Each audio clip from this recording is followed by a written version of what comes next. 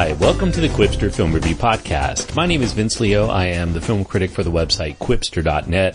I invite you to check out all of my written work at that site, Quipster.net, where you can find all of the latest new releases as well as classic films, foreign films, independent movies, and more. Quipster.net's where to go. QWIPSTER.net. Today I'm going to be looking at kind of one of those independent films. It's called Captain Fantastic. It's a comedy/drama, R-rated film for language and brief graphic nudity. The runtime's an hour and 58 minutes. The main star is Viggo Mortensen, with supporting roles going to George McKay, Samantha Eiler, Annalise Basso, Nicholas Hamilton, Shree Crooks, Charlie Shotwell, Trin Miller, Catherine Hahn, Steve Zahn, Frank Langella, and Missy Pyle. The director and screenwriter is Matt Ross. As I mentioned, Viggo Mortensen is the main star. He plays a man named Ben Cash. He's a father of 6 whose ages range from 6 to 18. He's been living off the grid in the remote, dense wilderness of the Pacific Northwest as part of some sort of self-imposed counterculture exile. They're all living off mostly what's out there in nature in a very ritualistic fashion. They're hunting, they're farming, they're gathering, they're rock climbing. Survivalist training is going on. They're keeping physically fit. It's almost like a boot camp in that way. But they're also trying to stay mentally agile. They learn from some of the great thinkers and philosophers of all time, some of them quite revolutionary and controversial even to this day, while reading their books around the campfire. They're all anxiously awaiting the return of Ben's bipolar wife, Leslie. She's in a hospital in her hometown in New Mexico trying to be cured of this disease during her hospital stay, but word comes back to Ben that Leslie unfortunately has taken her own life. Although the father-in-law, named Jack, played by Frank Langella, he blames Ben for poisoning his daughter's mind and his grandchildren as well with his cultish hippie beliefs. Jack explicitly tells Ben to stay away or he's going to get arrested.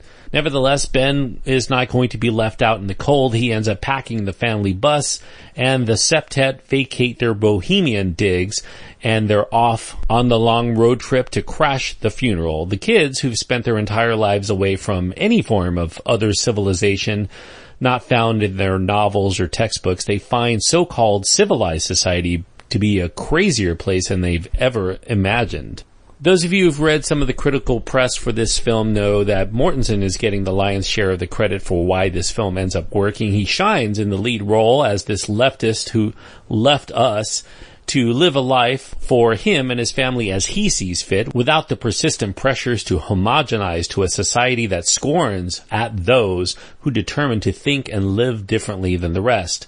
Ben, at first, is seen as a sympathetic figure because we see only his point of view. We see him later through the eyes of others who are less approving of his anti-authoritarian views and his aggressively progressive approach to educating his children. You, too, will at that time begin to question what actually is right and wrong in terms of the child rearing, what's healthy and what's harmful in terms of walking the walk when it comes to non-conformity to the rest of society.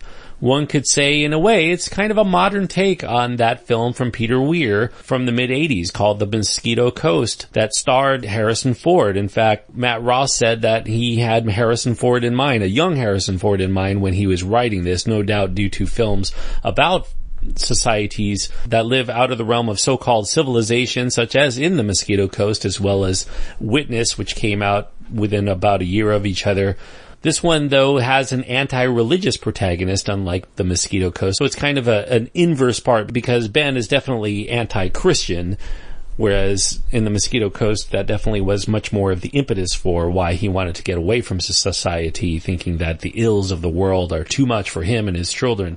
Now, Ben takes instilling autonomy and self-fulfillment within his children to such an extreme, some might say it actually borders on putting them in danger. Now, while the acting in Captain Fantastic is excellent, with surprisingly raw emotional moments nailed quite well by these children, the quirk-filled story enters into some uneven territory from time to time, most often when writer-director Matt Ross goes for a case of the cute, sometimes trying to be a little bit too funny with the material. We get such things as a celebration of Noam Chomsky Day, which is actually something Matt Ross does celebrate in his own house on December 7th. This is an effort to supplant Christian holidays like Christmas, So we have a so-called socialist philosopher to be celebrated in place of what ended up being the most capitalist of holidays, at least in the U.S. They also get a gift exchange of hunting knives for all the kiddos. That's cute and that's novel, but it does undercut the ability for us to take the story at all as serious as Ross would sometimes like us to take it. The same goes for scenes such as one in which Ben fakes a heart condition in order to provide enough distraction to allow his children to steal food from a grocery store. This was dubbed Operation Free the Food. Ben could have lost the rights to his children in order to take a relatively paltry amount of food that they could presumably have afforded with the nest egg that they've been living off of whenever necessary. Scenes of such unfiltered eccentricity involves the consumption of such things as a raw deer heart or the indoors shooting of a bow and arrow, or a scene in which there's a proposal of marriage to the first person that the oldest son develops a feeling for. Those parts feel manufactured for our immediate reaction, whether they're going to be funny or maybe shocking, more so than something that has an honest development that we would see three-dimensional characters choose to partake in. Nevertheless, I do think Ross's film fares far better the more that he stays away from these kinds of contrived scenes of humor, especially during some of the more emotional and downbeat moments of the film. The characters can often come off as idealized, but Ross still taps into touching elements around them nonetheless. This is not a film full of great energy or power, but it does often encroach as affecting for its characters, especially in the children,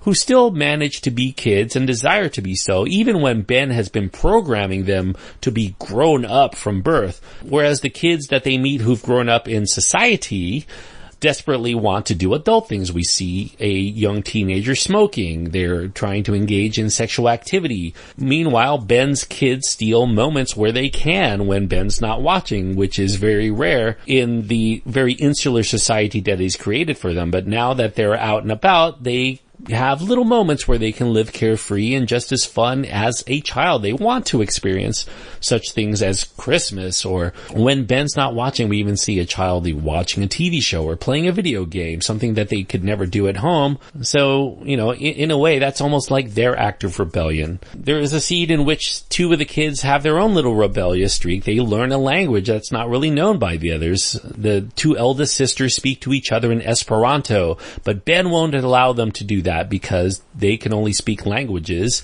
that are known by everybody else. That's kind of one of the irony of the movies. Ben wants his children to be independent, but if the child wants to do something on their own, such as learning Esperanto or becoming a part of society, if they want to join society by their choice, he adamantly denies their attempt to make that decision. Can they truly claim to be independent if they want to be dependent and they are denied that opportunity?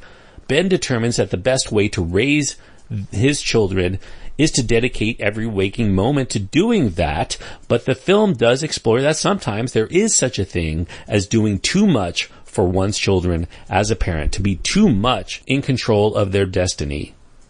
Now, if you can take Captain Fantastic as a heartfelt dramedy that has occasional whimsical flights of fancy, I think that you as the viewer will come a long way to enjoying what is actually a very unique, refreshing, entertaining, and thought-provoking film.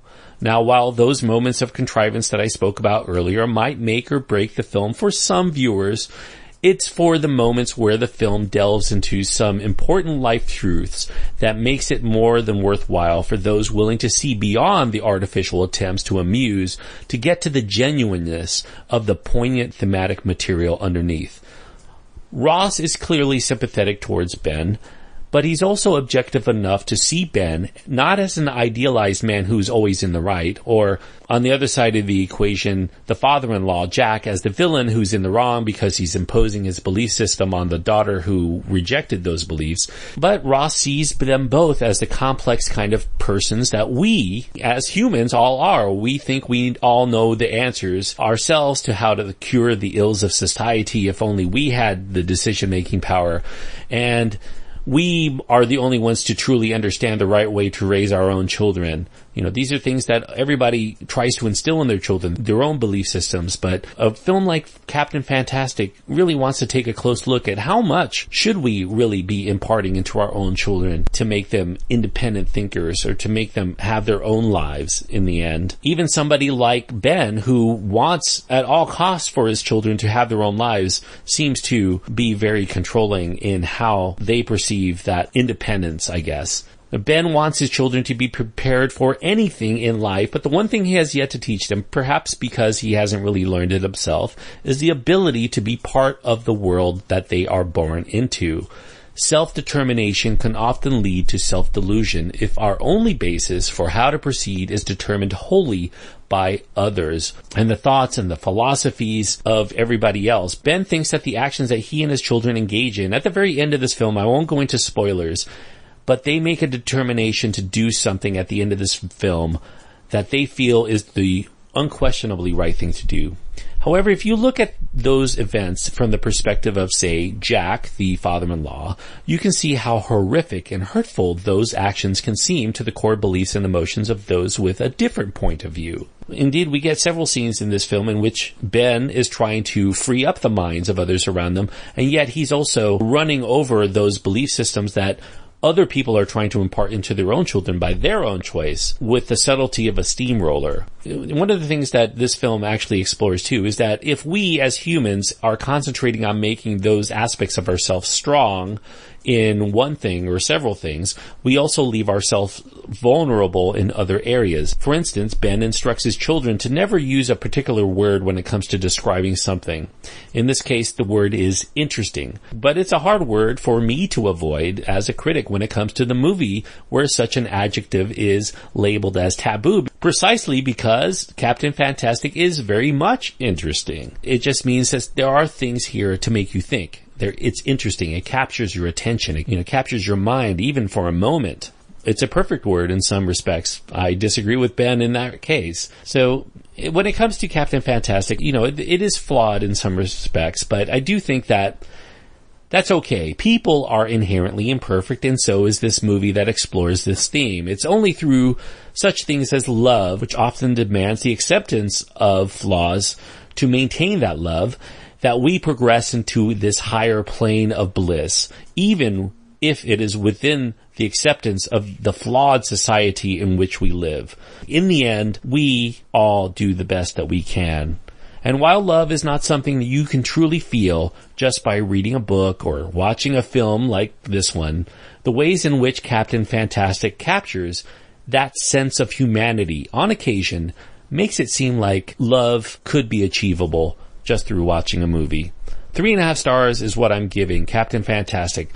3.5 stars on my scale means that I think that it is a good movie. It had the potential to be what I consider to be a 4-star movie, but because of those overreaching moments on occasion, I think that I'm going to have to curb that a little bit down. Even though I think there are some moments in here that are some of the best moments I've seen this year in films. So I won't tell you that this is a perfect film by any means, but I will tell you, it is definitely worth seeking if this sounds at all interesting to you. 3.5 stars for Captain Fantastic. Thanks everyone for listening. I hope that you enjoyed this review. If you did, I do encourage you to click the subscribe button and you'll continue to get all of my reviews downloaded through the course of the year. Also, if you happen to be on iTunes, leave a review. I just got another review from somebody living in Great Britain. Thank you so much to DK for saying very kind things about the show. And so it's interesting to get people from all parts of the world listening to the show and chiming in. It actually makes me feel really good about continuing the show. So I thank you. If you want to support the show monetarily, it definitely does cost a lot of money for me to watch all these movies and to host my website as well as the podcast. So anything that you can contribute can definitely help. Patreon.com/Quipster is where to go.